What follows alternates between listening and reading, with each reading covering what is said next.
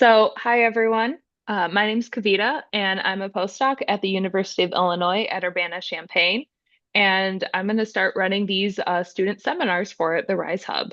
So today I'm just going to go through an introduction of the Rise Hub just in general, and then I'll go over what some of the goals are for these seminars. If you guys have questions at any time, feel free to just unmute yourself and ask. I'll also try to create some pauses for you guys to ask questions. Today should only take about 20 minutes, I think, at the max, so we should have plenty of time at the end for additional questions. So, the RISE Hub stands for Inertial Fusion Science and Technology, and this is a program through the Department of Energy. And I'm not sure how much of you guys know about the whole program as a whole, or through what you know at your individual institutions. So, our program manager is Dr. Kramer Ackley, and he's been running this in a few other programs as well. So, this hub is a combination of both universities, national labs, and industry partners. So these are everyone that's involved with the project in some way, shape, or form. So just kind of going through an overview of the RISE Hub. So our hub is broken up into five different thrusts. So the first thrust is primarily focusing on the designs of targets for high repetition rate inertial fusion. So this is looking at the simulations for these targets. The next thrust is looking at the driver itself. So looking at both excimer and solid state drivers, focusing on both the physics, the design, and looking at optical coatings for these systems. Going back to targets, we also have to be able to manufacture these targets. And so we have a thrust devoted just to that. And of course, we have to validate all of our experiments on large scale facilities with really, really high power systems. And so there's a lot of experimental validation. And lastly, we have the workforce development, and that kind of connects all of this, and it also encompasses these student seminars. We're trying to make a new generation of scientists that are familiar with inertial fusion so that we can progress this field further. So different individuals are working on different parts for this hub. Primarily working on like the target physics, so the design. We have Los Alamos National Lab and SLAC taking the lead on this. On the driver's technologies, this is where we have the most collaboration ongoing. We have Colorado State University, Cornell, the Naval Research Lab, Marvel Fusion, Texas A&M, Illinois, and Examer Energy. On the fabrication side, General Atomics and CSU are taking a good portion of the lead, but we also have Marvel Fusion and SLAC assisting in this as well. And through the validation, we have CSU, Cornell, the Naval Research Lab, Marvel Fusion, SLAC, and Texas as well. So I'm just going to go into a little bit more detail on what each of these thrusts actually are working on. So thrust one, which I mentioned earlier, focusing on target physics. In specific, we are looking for a really, really high gain target. So we want to make sure that the areal density is high. We're concerned with the size, and we want really, really high compression. Specifically for our targets, we're looking at for like a polar-like direct drive. This is the method that we're going for in this hub. With these design considerations in mind, we also are trying to make it very, very cost effective. That's a big factor in a lot of these engineering designs. We need them to be robust. And like I said earlier, we really care about the game. We're trying to maximize our energy. And there are lots of different kinds of targets out there, but we need to make sure the targets we're working with are compatible with the drivers that we're studying with, which I'll go over shortly. So the two target designs that are being considered are wetted foams and nanowires, though others might also slowly investigate other things as well. On the driver technologies, we are looking at two different drivers, excimer lasers, so the KRF laser system, and solid state lasers. So for both these systems, we are looking for megajoule per pulse, which is a lot of energy. We also need these systems to have a high repetition rate, a high wall plug efficiency, and again, keeping in mind this cost, we need the lowest cost per joule. I think it was mentioned we're trying to, go for 30 to $50 per joule or per shot or something. That's kind of like the number we're aiming for. But in order to design these systems, we need to keep in mind the physics processes that are going on. So both the linear and nonlinear processes going on with these high power systems. Keep in mind the nonlinear processes. And as I said earlier, with this high energy that we're going to have, we need to be able to have optics that can actually handle this. So that's a really, really big part of this. And the solid state structures are going to try to be optimized, lasers are going to be optimized for nanostructures primarily, and for seeding these other technologies.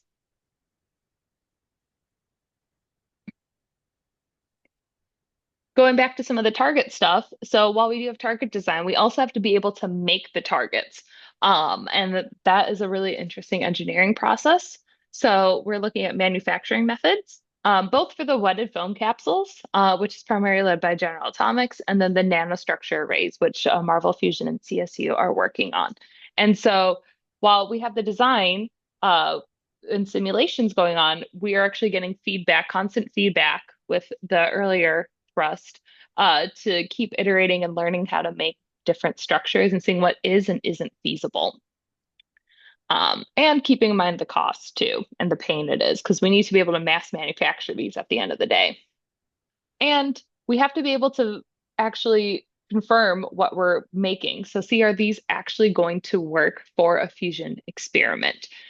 So we are taking these nanostructures and we are putting them in these high power systems. So irradiating them with 10 to the 14, 10 to 18 watts per centimeter squared to see how will they actually behave under these extreme conditions. So not only are we looking at that, we're also trying to understand the physics, what goes on in these extreme conditions. So it's definitely playing a role on both ends. And as you can see, there's a lot of going back and forth between the different groups. It was really hard breaking them up into these different sections. And these are kind of how we can see how everyone interplays with one another. So laser design is interacting with target design. Our target design is getting feedback from both the manufacturing and the actual validation experiments. So I'm going to pause for a second and see if there are any questions.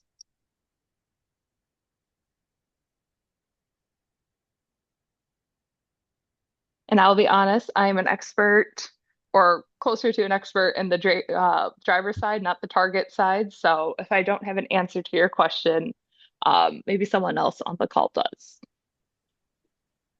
Kavita, I have a question. Yeah.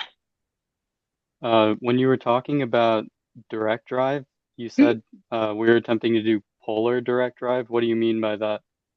It's a great question, and I can get back to you on that. I know I'm not super familiar with that, to be honest. I just know that that's Okay. the method we're working on. All Sorry, right. Thanks, not my Kavita. area of expertise. Yeah, that's fine. Mhm.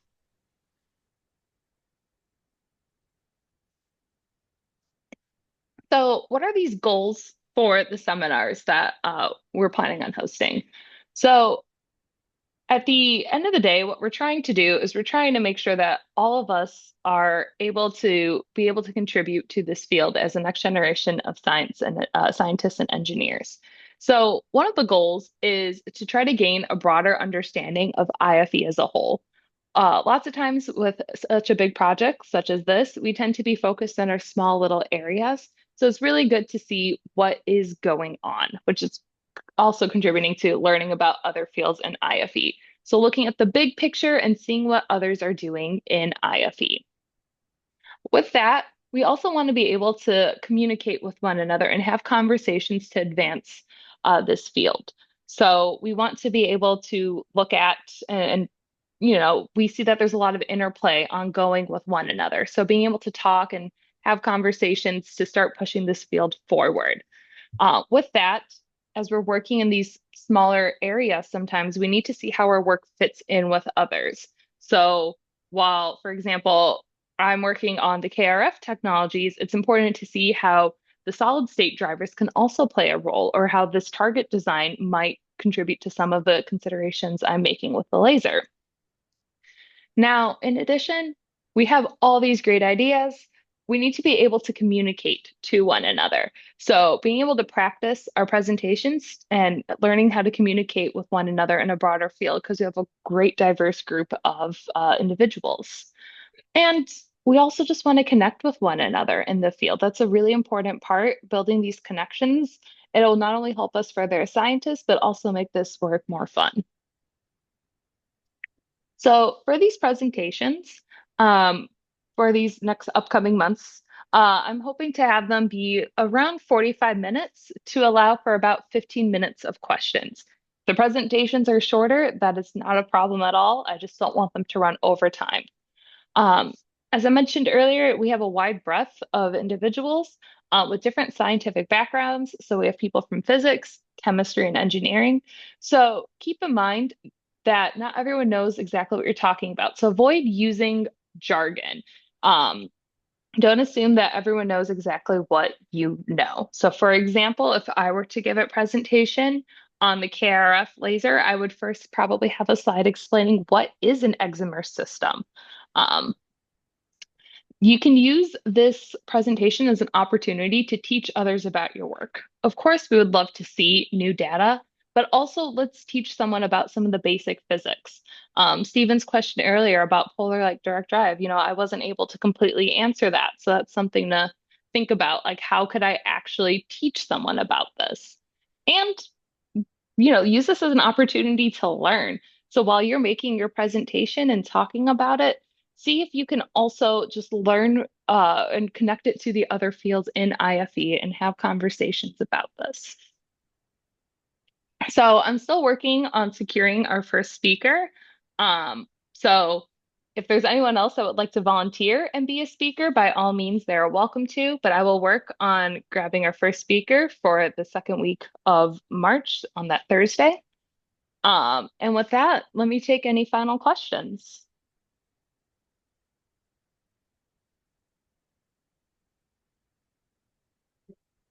Hi, Kavita. Thank you so much for presenting this. I just want to ask you that could it be possible for me to know that who is working on theoretical uh, part on the nonlinear theory, or who is working on the experimental part? Mhm. So it would be good for us to understand or to collaborate with each other regarding that. Yeah, no, I can definitely answer that. So, which this is also a big goal is to keep promoting collaborations. So, I know for you specifically, you are working on SBS. Is there anything else that you're working on, for the theoretical parts right now, or? For this project, yes. For Okay. this project, yes. But I'm working on other projects that's Yeah. separate from this part. Yeah. Yeah.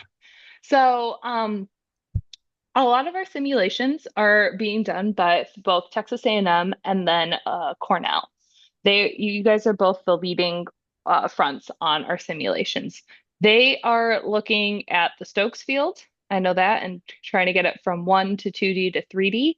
I think they're also looking a little bit at something else with SBS.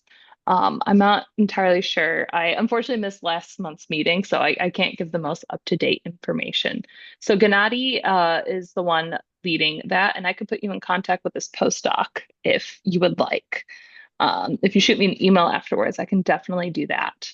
Um, Experiment side, Illinois is doing a lot of experiments with collaboration of Examer, and the Naval Research Lab is also working on experiments. We're still working on being able to actually share data with them. We're working on some paperwork on that. So that's very specific to what you're working on. But I can go into more detail of others' stuff as well. Okay. Hopefully Thank you. that helps answer your question a little bit. Yeah, yeah, yeah. No problem. We have many seminars and we will understand who is working on what and what. Yes, that's the goal. I see that there's a question in the chat. Um, so there's someone at Slack working on DFT-based simulations. So I can connect you as well for getting the equation of state measurements. So that when they are hitting these targets with these high intensity beams, they're trying to model the physics of what's going Mhm. on.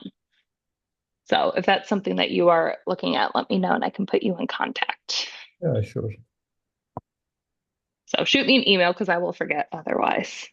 Mhm. Hi, Kavita, can I ask a question? Of course.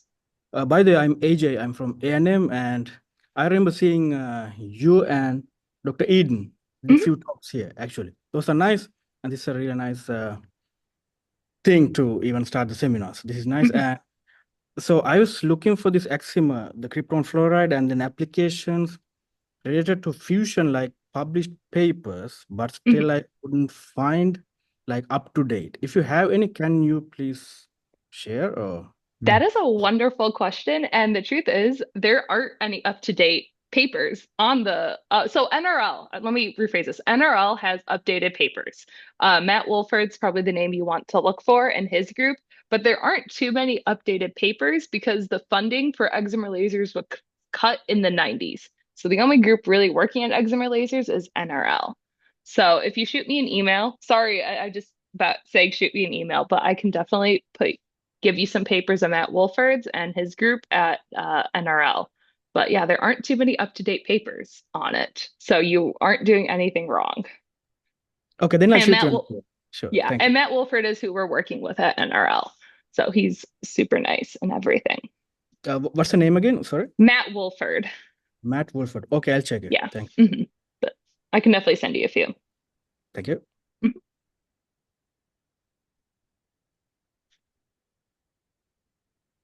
So I'll stop recording, but I'll still welcome any questions.